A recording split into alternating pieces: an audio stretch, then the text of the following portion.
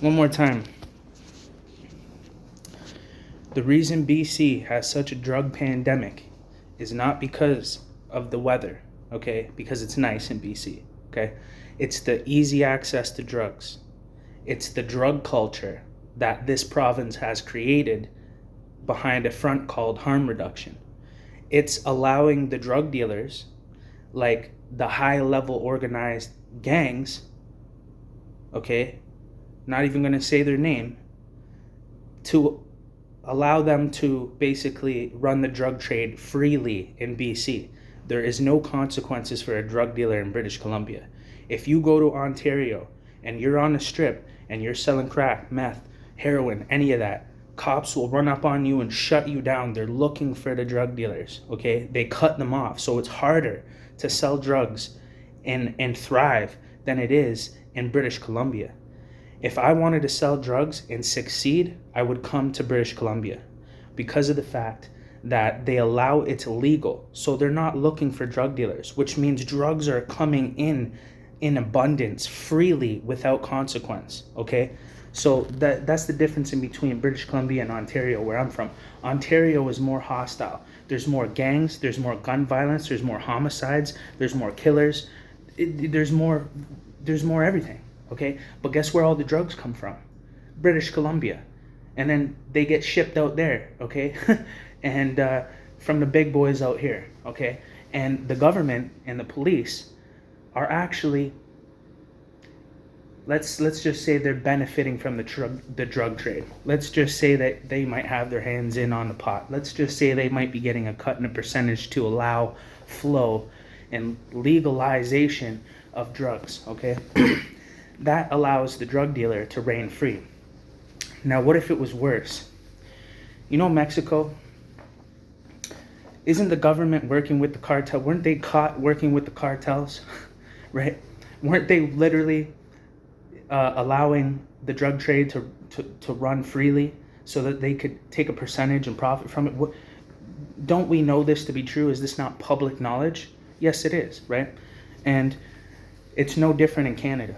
Okay, you look at Mexico and say, well, Mexico's not Canada. We're not. It's not the same thing. Well, guess what? It is, but different. They move different. They know that that's sloppy. They know they don't even care out there in Mexico. The government's like, yeah, so what? El Chapo's my boy. What wagwan? You know what I mean? What are you gonna do about it? We'll blow your head off. That's how Mexico rocks. Out here, they don't rock like they don't say it out loud like that. But guess what? They got their hands in on the pot. The RCMP have been caught doing. You know what I'm saying? Doing things with the organized gangs and stuff like that, allowing for drug flow to run free. Oh, sorry, I didn't see that brick. You know, just cut me 10 grand, 20 grand. Listen, this is public knowledge. You can go and look this up. There have been police, RCMP, that have been arrested, you know what I'm saying, that have been caught involving themselves in the drug trade, right? And organized gangsters and criminals and stuff like that. So it's no different than the Mexico and the cartels and the government. It's just they're more sophisticated in Canada, okay? And think about the organized gangsters that have infiltrated the United States government and every other government. Don't think that it hasn't happened in Canada, okay? I'm not gonna, get into too much detail about that. You can figure that out yourself. It's all over the news. You can look anywhere. Look on the news. Look on Google. Figure it out for yourself. So it's not like I'm, exposing something that's not already exposed, right? But here's the thing. That's the real reason behind why drugs in British Columbia are so much more than Ontario, but Ontario's so much more gangster. How is it that you could Toronto is the biggest, oldest city in the country, okay? That's where gang stuff originated from in this country. You know what I'm saying? Like that whole gangster hip hop mentality for Canada. Obviously originally Los Angeles is like the home of the gangster, you know what I mean? The Bloods, the Crips, you know what I'm saying? The Essays, like all that stuff. The real gangs culture originated pretty much in LA. Well, Toronto is Canada's LA. I know there's other cities that think they want to compete, you know what I mean, like Surrey and this and that. Maybe Edmonton could be, compared to Toronto, Regina, Winnipeg, maybe even Montreal. But anyways, point being is that if Toronto is the LA of Canada, why isn't there whole East Hastings strip up and down Toronto with tents and drug addicts using needles and smoking meth in public at public parks and stuff like that? First of all, the gangsters won't even allow that. You'll get beat up. You know what I'm saying? They'll swipe you right out. Like you're not gonna be doing that around the kids and even the same gangsters that sell the drugs to these to these drug addicts, won't even let them move like that. You know what I'm saying? You get slapped, yo, get out of here, yo. Go hide in a stairwell somewhere. But they don't have as bad of a drug problem. And when I said junkies, that's because, where I come from, you're either on one side or the other. You're either a consumer or a producer. You're never both. And whoever touches both sides loses the game. You know what I'm saying? I've been in the street for 15 years. I was selling crack, cocaine, ecstasy. You know what I'm saying? My father was smoking Oxy 80s before they changed the structure of them, when you could actually break them down and inject them and smoke them and stuff like that. The Oxycontin, heroin. He was using needles in front of me. I've been around drugs all my life. Addiction. My first love died from fentanyl. Okay? So if you think that I don't understand addiction, you're insane. You know what I mean? I have no addiction better than these people out here. Trust me. Okay? There's levels to this shit. And only somebody that knows it in such depths can see the play out here. You know what I mean? And this is the reason why. Okay? This is the reason why it's so bad with drugs in British Columbia versus Ontario, when Ontario's way more gangster. Way more gangs, way more gangsters selling drugs. So why don't we have such a pandemic in Ontario? Well, because British Columbia, the governments themselves, the politicians are with the gangsters, and they're creating a culture. They are creating a drug culture intentionally. So that way, bro, this is not a conspiracy, okay? This is deep stuff, right? This is dangerous for me to even talk about, People get assassinated for shit like this. You're not supposed to involve yourself with high level shit like that. It's not safe for you to talk about stuff like that. It's not good. But anyways, let's just say the government found a way to work with the gangsters so that they could profit from the drug trade and take the heat off the organized criminals. So the organized criminals are like, okay, but all the heat's on us. Everybody knows that we dropped the bricks off. Everyone knows that we dropped the crates off with the guns. They know that we run the drug trade. Okay, so if you want you want to do business with us, okay, and you want a percentage, you need to take the heat off of us and figure out a way to put it on you, because you guys can break the law and get away with it. The government, the police can break the law and get away with it, right? They make the law, they write the law. Think about that for a sec, okay? So who's gonna think, right? That the government's already a drug dealer gangster. Look at the pharmaceutical industry. They allow that. They allow alcohol, cigarettes. This stuff kills people. Alcohol kills more people than heroin or meth or fentanyl. You know what I'm saying? Alcohol is the number one killer, okay? Believe it or not, and everybody does it. So it reaches more of a broad, audience of people, so to speak. So here's the thing. They created the organized gangsters are with the government's with them, taking a percentage, and they said, okay, we will create a front called harm reduction, as if we are trying to help addiction and create a safer way for drug addicts to take drugs to preserve their life. Now listen, if I'm a drug dealer, right? And let's say I have one customer and he buys drugs off me. Do you think I want him to die? If he dies, my money's gone. I need him to live. In fact, if he overdoses, I'm going to hit him with some Narcan, wake his ass up, and tell him to buy another ball of crack, okay? I want to preserve my drug addict, so that way he keeps bringing me money. So does the government, Okay, so do the drug dealers that work with the government. They don't want their drug addicts to die because their money stops. Okay, yeah, bro, that's what's really going on. Okay, so they got these fake spokes guys, right, which I'll get to that later because I know one of them in Vancouver, and he's the spokes guy for the harm reduction. And I've been in the streets all my life, and I overcame addiction through harm reduction. And I had a bad life, but I grew up in the suburbs. Okay, buddy, I could get into detail. I can get into that already. Your pain and trauma is nothing compared to what dudes are going through out in Hamilton and Toronto growing up. Okay. So if you think you were hurt and that caused you to do drugs, how is it that I spent 15 years in the streets in a much more hostile, much more gangster, dangerous, get shot in your face type of environment? Gangs on every corner that'll kick your face in and rob you daily. Every day you're getting robbed for your food, bro. You know what I'm saying? You're not going to eat unless you kill. You know what I'm saying? And that's how it is. It's not like that in BC, man. You could live a normal life and never ever get jumped, punched, slapped, or none of that. You know what I mean? It's a snitch culture out here. Okay? It's not the same Toronto, Hamilton. Okay? But why is it that there's more drugs here than there is there? And why does all the bricks and the drugs come from here and go out there? Because the boss is out here running the drug trade and the government's allowing it, bro. Okay? And they're profiting from it, and that's why they're allowing it. This is not a new thing, okay? Police, governments have been caught doing this, working with the gangsters, okay? Nobody wants to say anything about this for obvious reasons.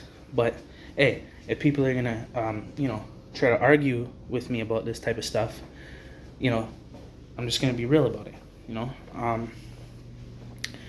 and this is what's really happening, okay? It's very complex. There are multiple layers and levels, okay, to this. It's one of the most complex systems I have ever researched. I've done so much in-depth analyzation of this, okay, and from my experience 15 years in the streets, okay, you know what I mean? Okay, my point being about me doing 15 years in the streets, and I still didn't do drugs, bro. Like, when I was young, I did, like, coke, ecstasy, weed, whatever, like, random stuff like that, lorazepam, Valium, stupid stuff like that, right? I never did no hard drugs because I saw my dad smoke meth, do heroin, do needles, smoke Oxy 80s in front of me all of my life. And I was in the trap. When I was 15 years old, I was selling crack cocaine. I was around prostitutes that were offering to suck my dick when I was 15 years old for a 20 piece of crack. Okay? You can't tell me nothing about drugs or addiction or none of that. Okay? I come from a way more dangerous, extreme place than here in BC. Okay? Go over there and try to do what you're doing and see what happens to you. You're not going to thrive out there. You're going to get conquered. You're going to get run over. Dominated. You know what I'm saying? These gangsters out here wouldn't survive out there. That's why they can dominate easily out here, because it's not hard to dominate. If I went to Toronto and brought a bunch of goons from out here, there would be nothing left for you guys. You know what I'm saying? But behind the scenes, there's a big dragon that runs things. You know what I'm saying? Fucking beast, monster, demon that runs shit out here, right? And it's very discreet. And the politicians are in on it. It's like Mexico. So this is the reason for the drug culture out here, because, and for civilians that haven't been, in the streets for 15 years and sold crack when they were 15 and kicked doors in and robbed drug dealers and went to jail and understands the street mentality and the gang mentality, right? They can't see. They think this is a good thing, And it's easy to trick civilians. That's why civilians are the ones that get robbed, tricked, taken advantage of by criminals and gangsters, because they're easy marks, bro. They're easy to deceive. They don't have enough street life experience to be able to protect themselves from getting tricked. You know what I'm saying? So how is it that I grew up in that environment, selling these drugs? I had access to this stuff whenever, whenever I wanted. But I didn't end up 15 years homeless and I didn't do drugs. Because I'm not from British Columbia. I didn't grow up in a place where they have a drug culture that enables and allows it and helps you do the drug. Here, I'll help you do it. Don't worry, this is clean drugs. It's good for you. You won't die. Listen, no matter what, you're going to die from drugs, okay?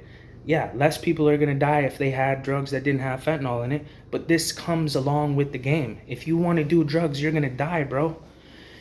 Out here in BC, they're trying to advocate for a normal lifestyle of drug use, where drug users can use drugs that are given from the government that are clean, that they know don't have fentanyl in it. And all of a sudden that's just going to stop everyone from dying. Bro, if you do drugs, you're going to die. Even if there's no fentanyl in it, you can overdose and die from meth, heroin, ecstasy, crack, cocaine. You're still going to die. You know what I'm saying? And you're never going to escape addiction if it's constantly around you, if it's always easy to access. You know, there's been times when I was in Ontario where I couldn't even buy a gram of weed because I couldn't find somebody. I had a mission from one side of the city to the next to go get a gram of weed, so I ended up just not smoking weed. You know, there was times when I needed coke or ecstasy and I took my bike for 2 hours from one side of a major city with 1 million people in it to the other side to go get that stuff, you know, and it was hard to get, and it made it so hard that I just gave up trying to get it, even though I was addicted to it. That's not the case in BC. It's so easy to get. Whenever you can just walk outside and boom, there's heroin. And it's allowed. So drug dealers are walking around, they got it all on them. You know what I mean? And they're not worried about getting smashed by the law because the law is not looking for drug dealers because it's a legal drug culture in BC. Do you understand now? Now you'd have to think, well, how could this happen? Well, the only way it can happen is because the government is allowing it to happen, and they've created this front, working with the cartel, the gangsters, to profit from the drug trade. And they've created this front. And it only works on civilians. People that really come from the street know that this what's going on here. You know what I'm saying? We know what's happening. Okay? It's not hard for us to identify. But for everybody else, they just know there's a drug problem and they're desperate to change it. And they don't realize that the culture has been developed by the government itself out here. And I'm not even going to even say that. But you know what? Let's just say I know it to be a fact. Okay? This is not a debate. But, it's unfortunate, man, because this is bad. It's putting pressure on the medical system. The hospital treats everybody that goes in there like a drug addict because that's what they're used to dealing with. Because of the drug culture that they created in British Columbia is so overwhelming and strong and potent that it's overwhelmed every aspect of the system. Okay? So that has affected the quality of life for everybody. Okay? It makes it so people are dying from tooth infections because the hospital thinks you're going in there because you're a drug addict trying to get pain medication. You know what created this? The drug trade in British Columbia. The drug culture that they created. The government working with the gangsters to allow it to happen so that way it takes all the heat off them and puts it on them, on the government. And who's going to say anything to the government for selling drugs? Nobody, because they already do. It's called pharmaceutical, right? The pharmacy, big pharma, right? Okay. I don't know. I can't believe people can't understand this. But if I grew up out here in BC and I didn't know any better, and I didn't come from that life and that street shit, and I didn't get to go from one side of the country to the next to witness the different elements of both sides of the country to understand and have a broader perspective of what's going on, then I would absolutely think the same way as everybody else does out here about harm reduction. Especially when you got these fake guys that are getting paid to come up with their story, right? Half truth, half lie. Some of their life was bad. They may have went through addiction. They may have, you know what I mean? But they capitalized off an opportunity to get out of that and profit from it instead of be victimized by it, right? It's a good deal. It really is. But that culture doesn't exist where I come from. People, drug addicts end up getting smashed, going to jail, drying out, coming out, and being completely sober. Now you have a conscious ability, not driven by addiction, to decide if you want to do drugs or not. Again, that's a conscious choice. But when you're addicted to drugs, it is not a conscious choice. It is a chemical reaction. It is chemically driven for you to have to go and get that chemical that has replaced the natural chemical in your body. Okay? There's chemicals in your body that fight pain. When you take pain pills and pain medication, it replaces your natural ability to fight pain and takes it away. So now you rely on that external chemical to fight pain, okay? Everybody, listen, I've almost killed myself a bunch of times. I have been in the darkest places in life that life has to offer, in the worst places in this country, okay? And I never gave into the lie that everyone else gave into. Oh, you're depressed, you need this medication. Oh, you're depressed, you need anxiety medication, lorazepam, Paxil. Okay, these are highly addictive things, and you become dependent on them. And people say, oh no, only if you abuse it does that happen. Yeah, okay, try it out, see what happens to you. You'll be on a Pandora strip in a year. You know what I'm saying? It happens to the best of the best. People that have self-discipline and self-control, okay, that do not abuse the medication. They take it for their actual pain. They take it as prescribed, and it becomes overwhelmingly addicting for them. They can't get off of it because if they get sick and they withdraw and dope sick to the point where their body has to go get that chemical, or else it thinks it's gonna die. Okay? This is really how it really is, bro. Okay? And they know that.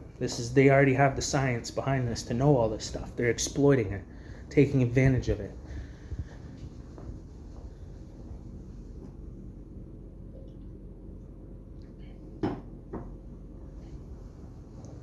It's a nightmare.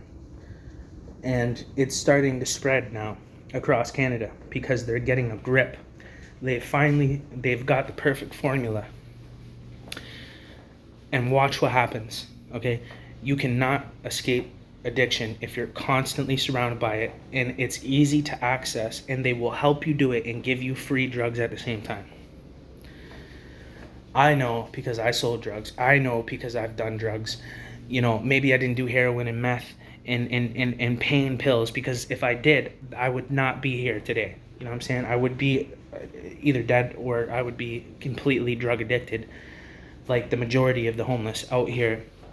I was like the only sober homeless person out here. I was homeless for 7 years in BC, and everyone was on drugs except for me. It was like, what the fuck? Right? And I'm like, even the homeless shelters didn't like you if you weren't on drugs, because they couldn't manipulate you. They couldn't abuse you mentally and be like, you just don't want to deal with your addiction. They've said that to me before. I'm like, I don't even do drugs, bro. You thought because I'm homeless that I do drugs? Where I come from, you can actually be homeless and not be a drug addict. Out here, that's impossible because they give you free drugs. When you're broken emotionally, mentally, physically, and spiritually, and you're at your worst and lowest, and you're in so much pain, that taking a drug is the only option other than killing yourself.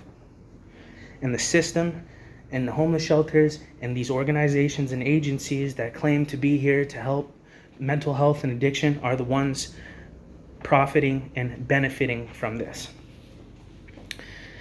And people see such a drug problem out here, and they're so desperate that they're willing to try anything. They're willing to accept anything anybody wants to bring to the plate, and that's what the gangsters are bringing to the plate. The organized suit and tie gangsters. It's real, man. Really real. So, if you really think that this stuff is going to work, watch in 10, 15 years from now. Just watch. Okay? So, a couple points, right? I spent 15 years in the streets. Homeless since I was 14 years old. Didn't become a drug addict. Why is that? Didn't grow up in BC in a drug culture. If I did, I'd be a drug addict. Easy access to drugs makes it impossible to escape addiction. You might say, no, people will always go after their drugs and they'll always get their drugs no matter what. And you might be right, but guess what? If you make it harder for them, there's a chance that they'll just get dope sick, not be able to get up to go get the drug, They will sweat for 3 weeks and come out of it like a coma because they have no choice, because it's too hard to go all the way to the other side of the city to go find it. Sometimes the plug doesn't have it. Sometimes he's trying to re-up. There is no re-up delays in British Columbia. It's infinite supply all the time. You know what I'm saying? It's always there. You know, in Ontario, there's moments where the plug runs out and has to wait for a re-up, for a shipment. Okay? And you know what that does to a drug addict? It causes them to have to get sick, dope sick.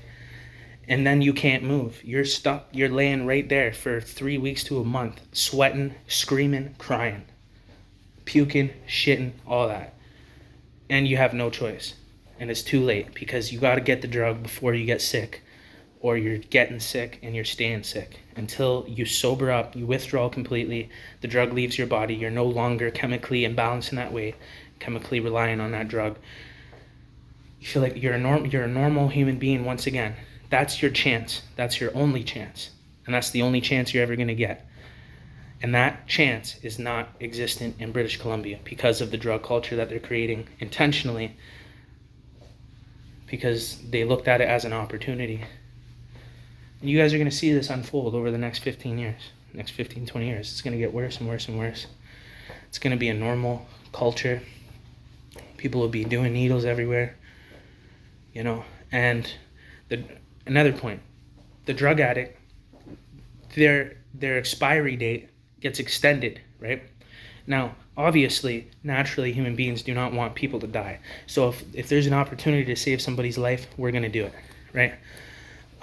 Makes sense. But there's demons that are exploiting and taking advantage of that fact, okay? And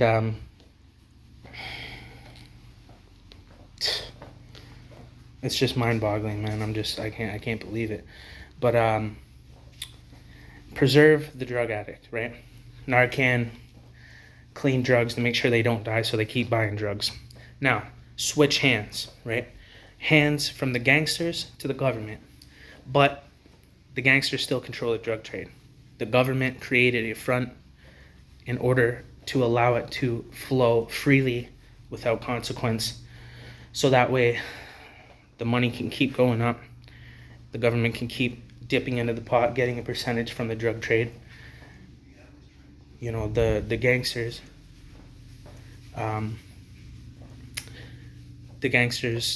all the attention comes off of them so that they can run the business without any problems.